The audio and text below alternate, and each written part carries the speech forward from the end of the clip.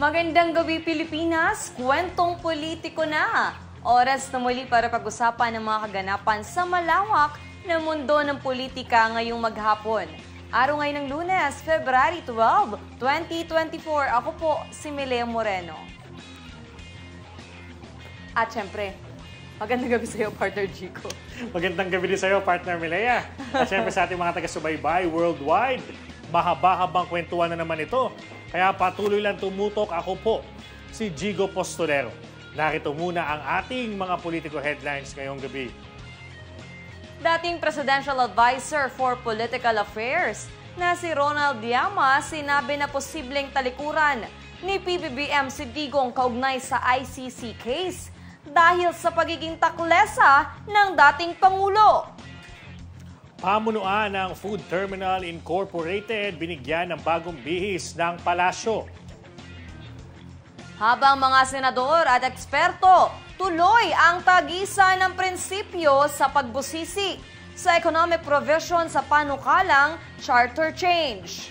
Para sa ating Politi-Who of the Day, the WHO ang mambabatas na tila napapanisa na ng laway sa pagiging no talks nito sa kanilang mga sesyon. At sa atin ng political snitch, Bacolod City Mayor Albi Benitez, may paglilinaw sa kumakalat na video kasama ang isang sexy star.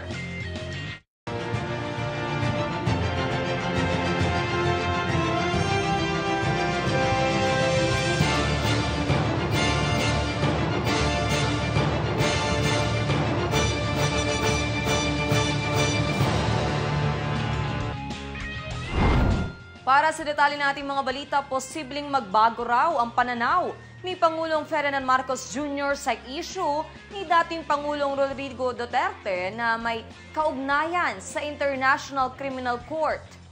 Pahayag ito ni dating Presidential Advisor for Political Affairs na si Ronald Llamas sa panayam ng Politescoop kasunod ng patuloy na pagbabanta ni Duterte kay Marcos. Ayon kay Llamas, seditious o posibleng magdulot ng gulo ang isinusulong ni Digong na secession o pagkalas ng Mindanao sa Pilipinas. Kaya malaki ang tsansang mapaisip si Marcos na totoo ang mga pagbabanta ng dating presidente sa kanya at biglang kumambyo sa unang pananaw sa pagpasok ng ICC sa bansa. Pwede magbago ng posisyon overnight, diba? Sasabihin lang niya, ay, dati sinabi ko na hindi namin papayagan. Ngayon, pwede nang pumasok. Pwede nang pumasok pero hindi namin tutulungan. Eh baka pwede naman magbago yon. Lalo na kung ang threat sa papasok na ICC ay imamassacre sila.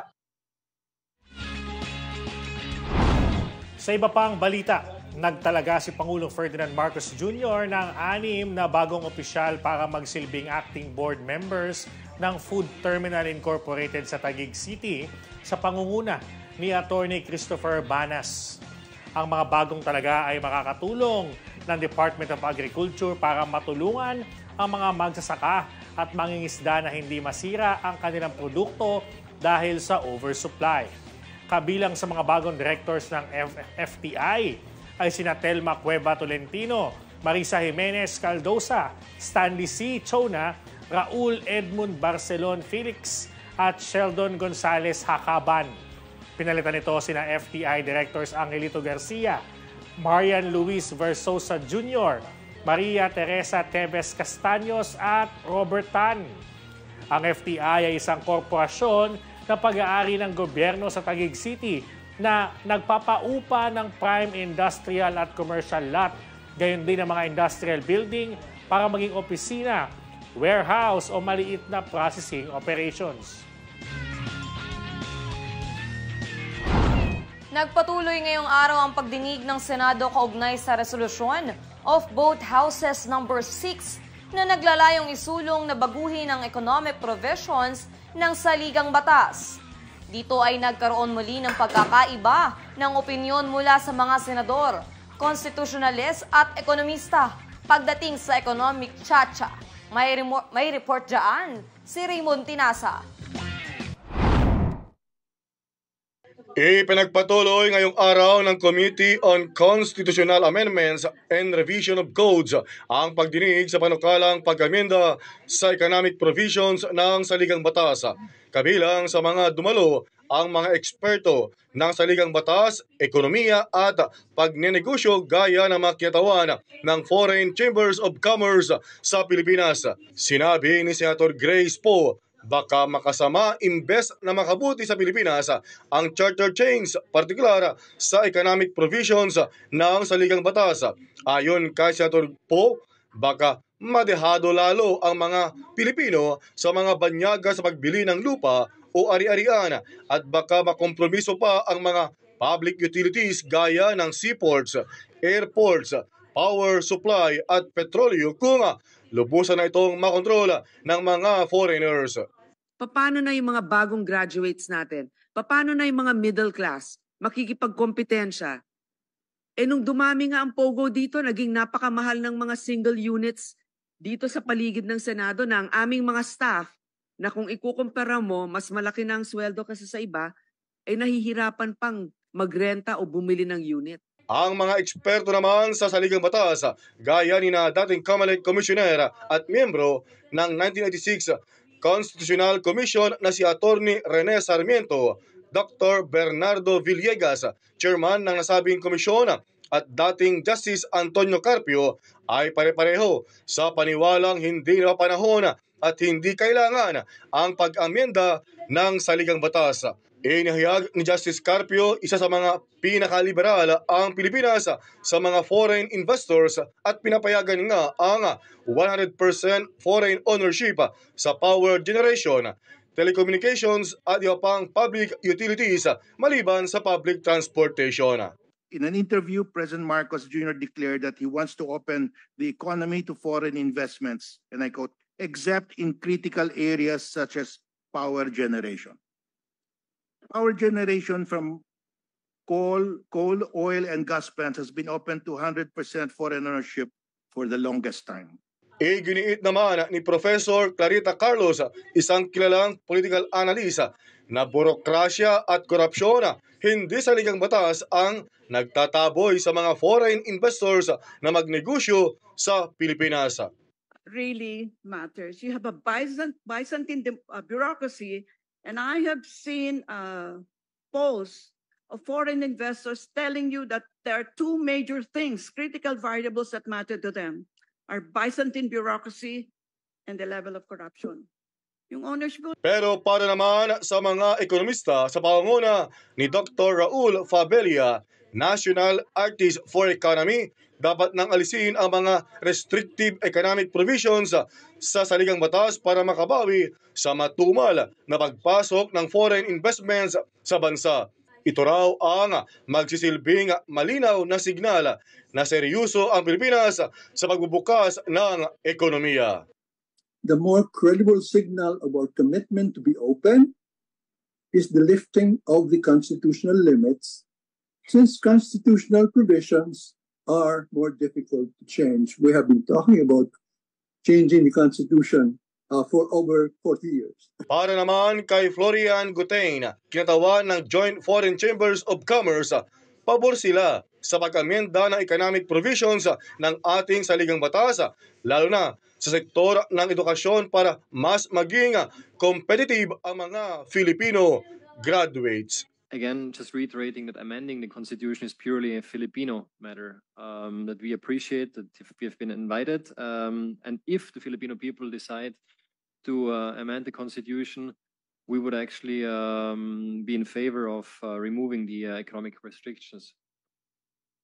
Ako, si Raymond Tinaza, para sa Kwentong Politiko.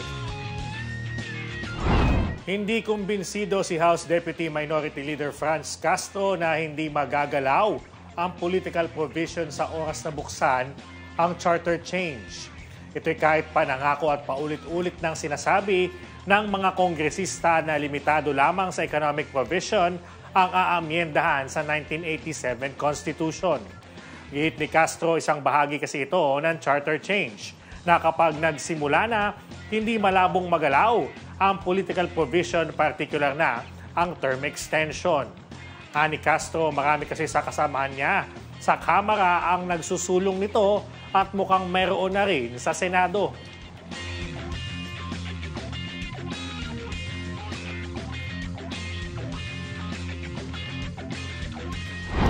Kaugnay pa rin sa usaping Chacha, naniniwala si Senadora Nancy Binay na hindi solusyon ang pagbabago ng ating saligang batas sa sitwasyon ng ekonomiya ng bansa. Nagbabalik dyan si Raymond Tinaza. Nagbabala si Senator Nancy Binay sa publiko na hindi magic solution ang sinusulong na charter change sa mga problemang kinakaharap ngayon ng ekonomiya ng Pilipinas.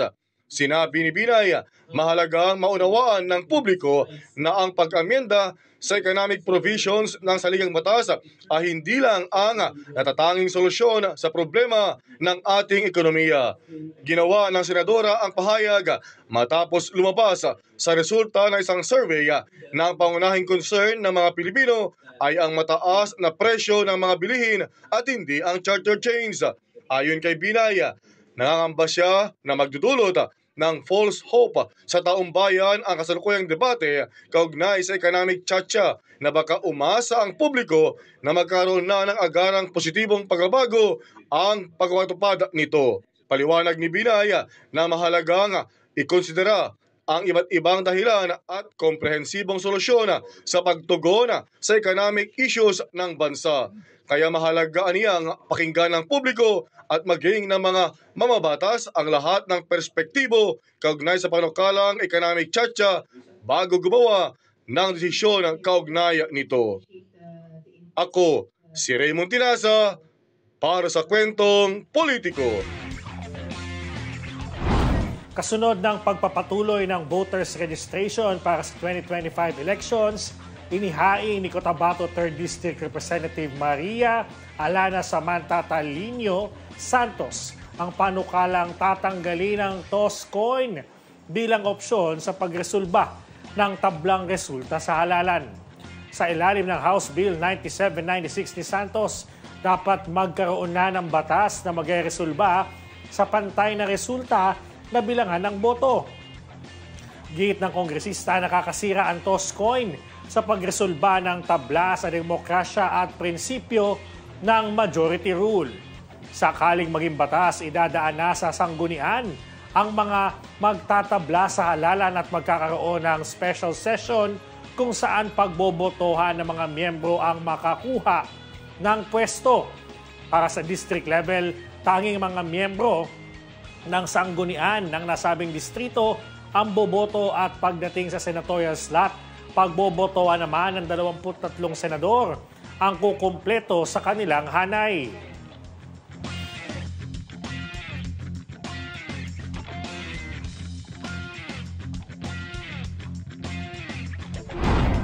Itinutulak ni Bicol Saro Party List Representative Brian Raymond Yamsuan na palakasin ang kampanya ng Financial Literacy Program ng gobyerno.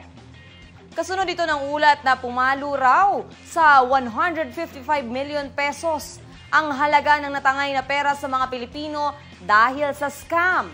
Kaya sa pamamagitan ng House Bill 9888 o ang Financial Literacy and Fraud Prevention Program for Filipino Workers, inaatasan ang DOLE, DTI, BSP na palakasin ang financial literacy campaign nito.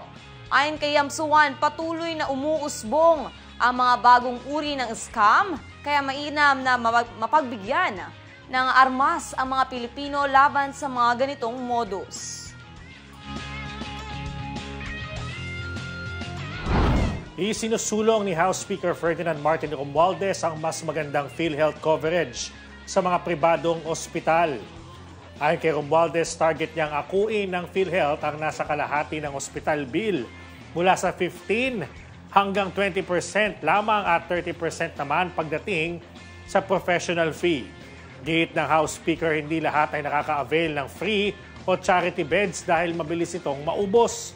Hahanapan naman ng solusyon ni Romualdez ang batagal ng dinadaing ng mga miyembro ng PhilHealth, kaya nais niyang makausap ang Department of Health at PhilHealth hinggil dito.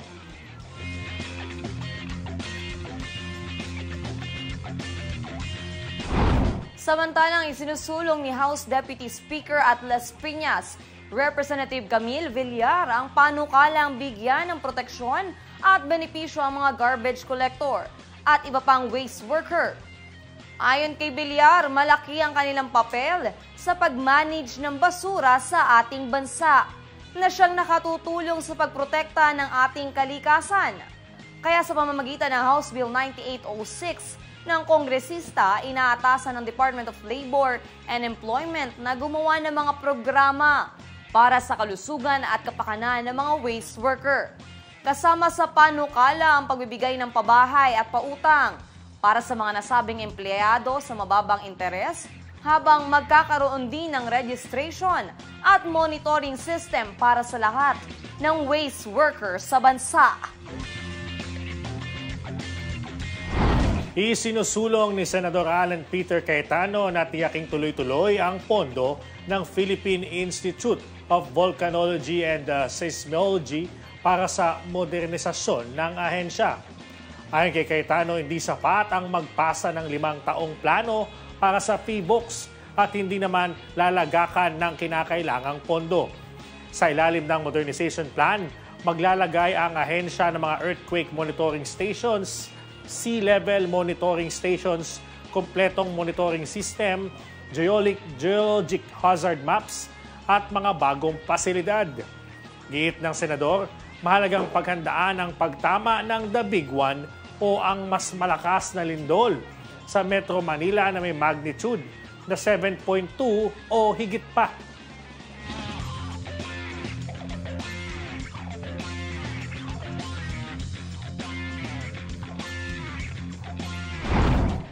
Sa aming pagbabalik, Senator Loren Legarda, bakit nga ba gustong paimbestigahan ang malawakang pagguho ng lupa sa Davao Region?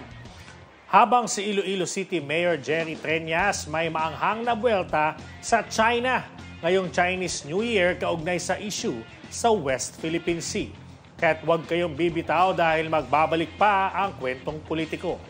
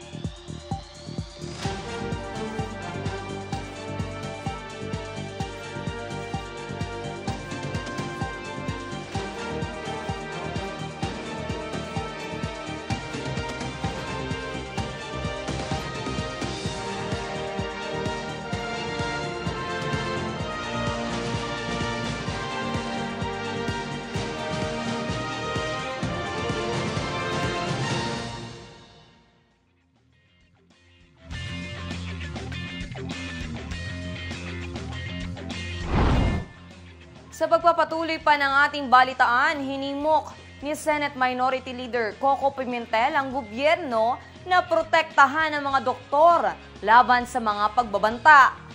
Pahayag ito ni Pimentel matapos tambangan ng isang doktor ng gobyerno sa Maguindanao del Sur kamakailan lamang. Ayon sa senador, dapat matapos na ng walang habas na karahasan sa mga doktor at dapat pahalagahan ang kanilang kapakanan dahil sila ang nagliligtas ng buhay. Kaya dapat mahuli ang mga nasa likod ng ganitong pananambang at magpatupad ng mga hakbang para protektahan ang mga doktor at iba pang frontline healthcare workers. Nais pa imbestigahan ni Senate President Pro Tempore Loren Legarda ang malagim na landslide incident sa Maco, Davao de Oro. Ito ay upang malaman kung nagkaroon ng kapabayaan sa nangyaring trahedya. Ang buong report, tinutukan yan ni Raymond Tinaza. Pinapaimbestigahan ni Senate President Pro Tempore Loren Legarda sa Senado ang naganap na landslide sa bayan ng Macon sa Davao de Oro kung saan umaabot na sa mahigit 50 ang nasawi. Sinabi ni Legarda, kailangan na mabusisi kung ano ang mga naging problema, pagkukulang at pagpabaya kung bakit nangyari ang naturang trahedya. Ayon kay Legarda, sa ganitong paraan ay huwag nang maulit ang nangyaring trahedya na may mga nasawi at matinding napipinsala. Iginit ni Legarda, maaari siyang maghain ng resolusyon para magsagawa ng pagdinig ang Senado sa naturang insidente. Naniniwala si Legarda na nagkaroon ng kababayaan ang mga kinaukulang ahensya at opisyal ng pamahalaan.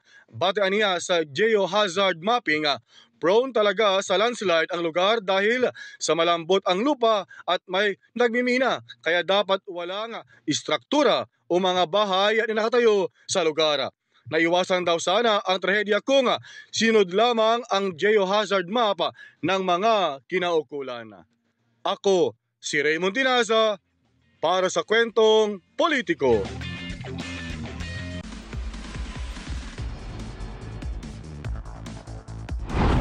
Tumungo naman tayo sa mga kwentong politiko sa rehiyon.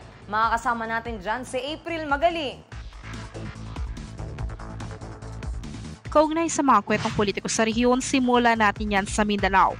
Kinumpirma ni Nunungan Lanao del Norte Mayor Marcos Mamay na may nangyari talagang pirmahan para sa People's Initiative sa kanilang lugar.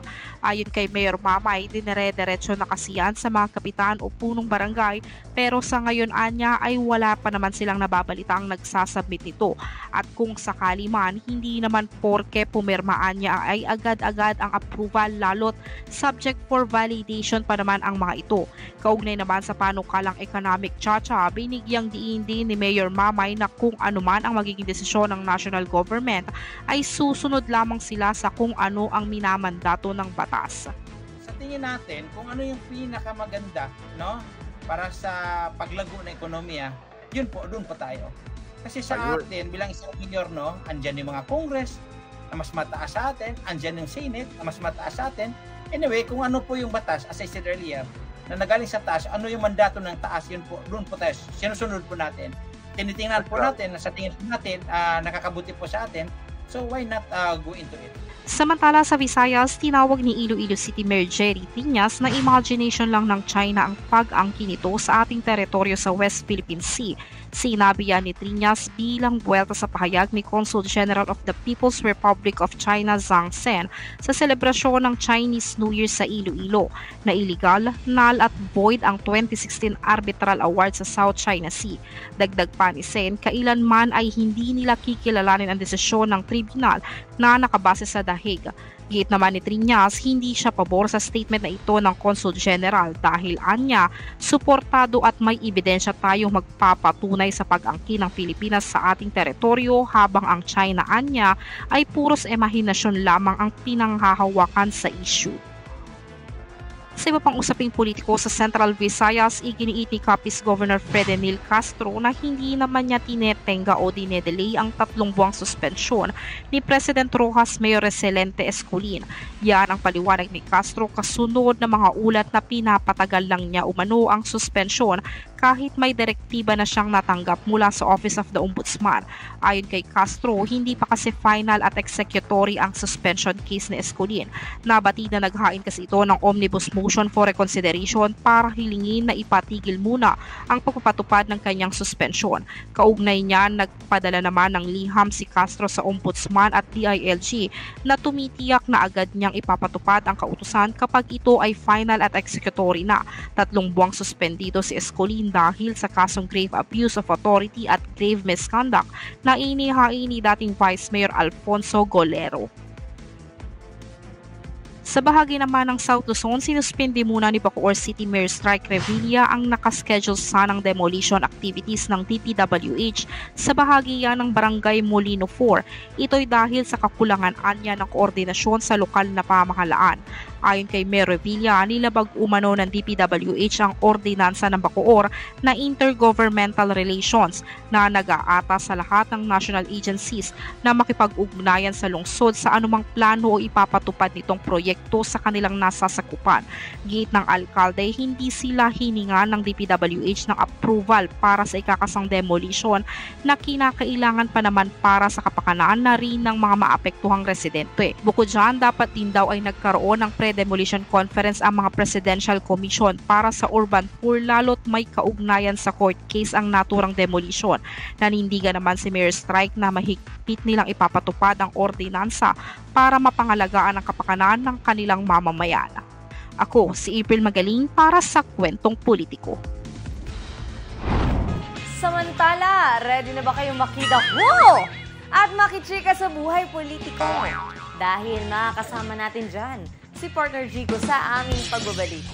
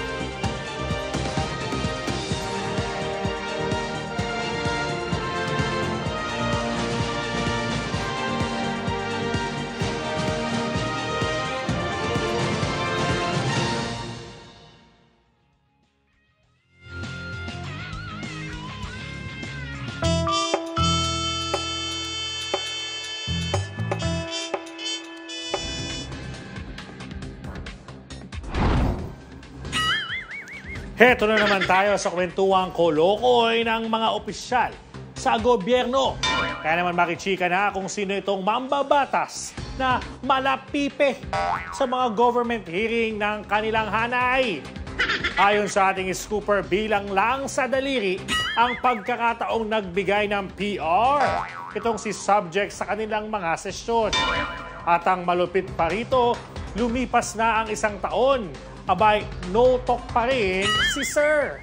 Na bagamat makikita mo lang ang kanyang presensya pero sa plenary hall. Pero ika nga, tila kolorete lang ito na puro forma lang sa kanyang silya. Kumbaga sa kasabihan ng mga guro, ito yung mga estudyante na laging napapanisan ng laway sa mga recitation at participation sa mga aktibidad sa classroom. Madalas nga raw na after ng attendance, akalain mo na bigla na lang daw itong naglalaho na para bang kating-katinang lumabas sa kanyang opisina.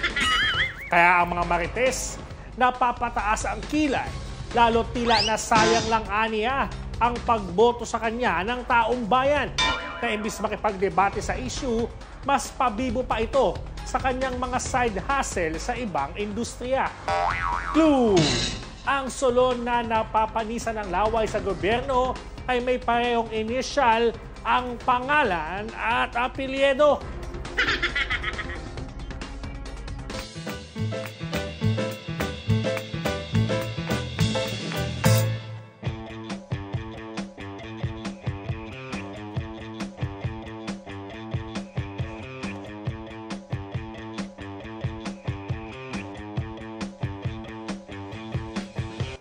Hep, hep! Break muna tayo sa mga issue at heavy news sa politika. At halika't pasadahan natin ng ilan sa mga politiko snitch. Ayan. This Monday, matapos magsalita at itanggi ni Ivana Alawi ang issue na umunoy secret love affair niya kay Bacolod Mayor Abby Benitez, mala Superman naman ang peg ni Yorme noong sinundo ito ng pahayag. At gatungan ang ginawang paglilinaw ng sexy actress sa estado sa kanilang relasyon.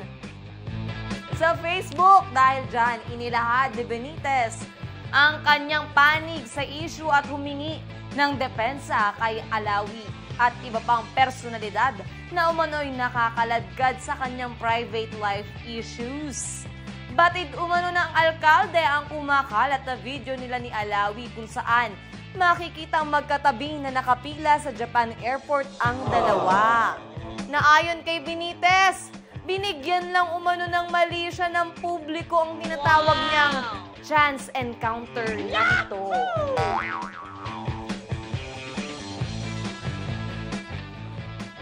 Samantala, dalawang cryptic post naman ni Victoria City Mayor Javi Benitez ang pilit iniuugnay ng publiko sa issue kung saan noong weekend sa kanyang umanong ibinahaging mga batang Benitez ng blackout story na nakasaad ang salitang Money Talks at bukod pa ang may tatlong enjoying the joke emoji. Naduda raw ang karamihan na marahil sarkastikong bumwelta ito ng batang Benitez sa pagsasalita ni Alawi. Sa ngayon, wala pang malinaw na pahayag si Mayor Javi.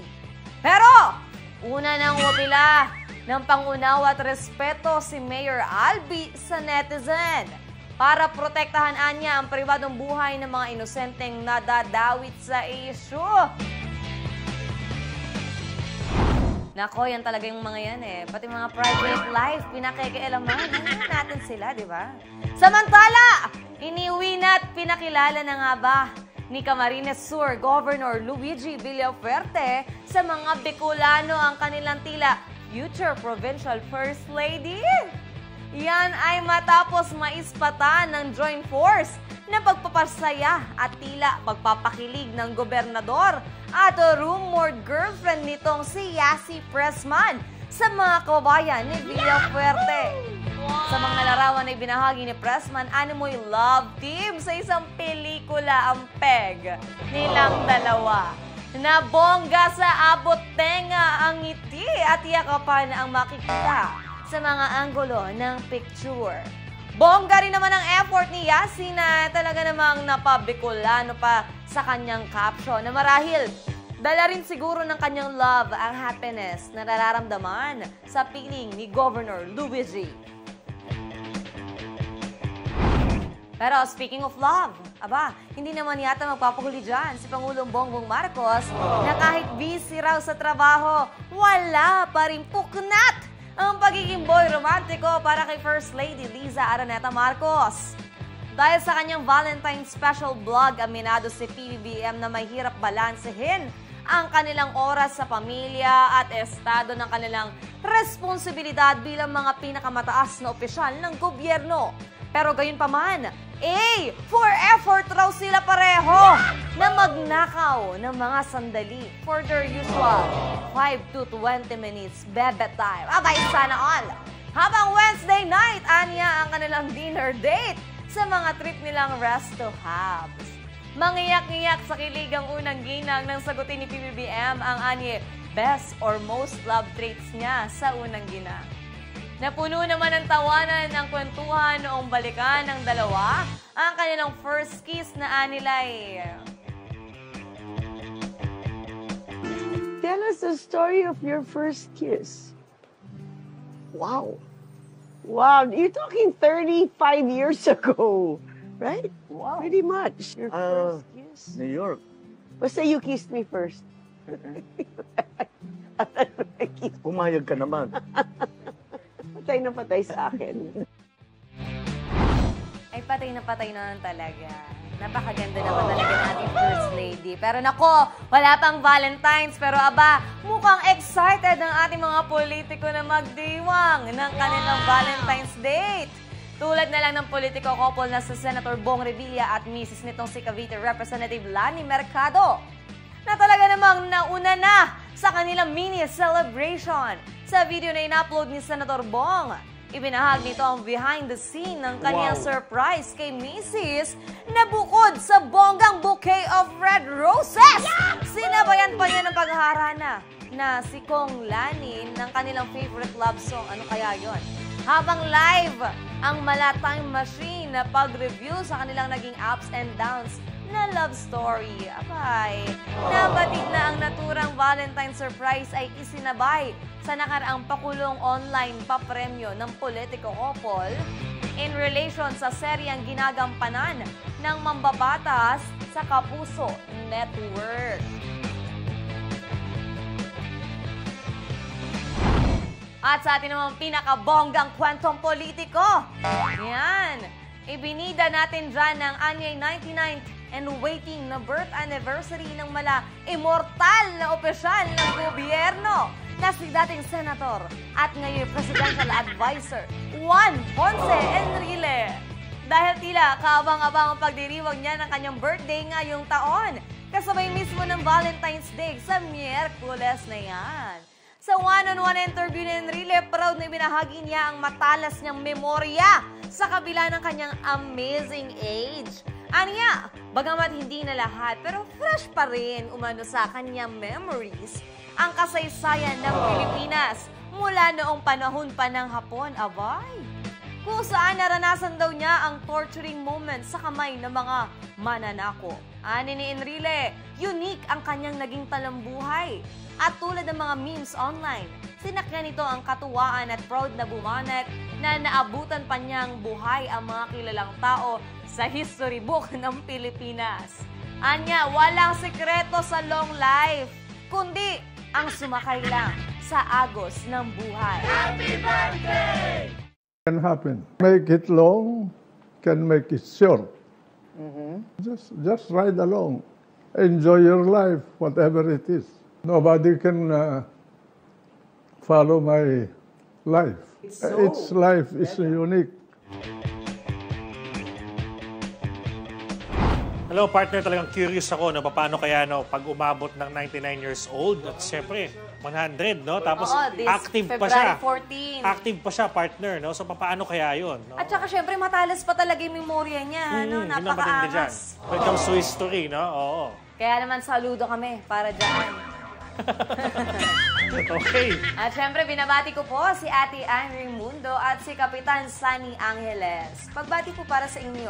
At yan muna mga balitang aming nakalap sa buong maghapon. Ako po, si Milea Moreno. At ako naman si Jigo Postrero. Magkita-kita ulit tayo bukas alas 8 pa rin ng gabi para sa walang humpay na kwentuang pampolitiko. Muli, magandang gabi.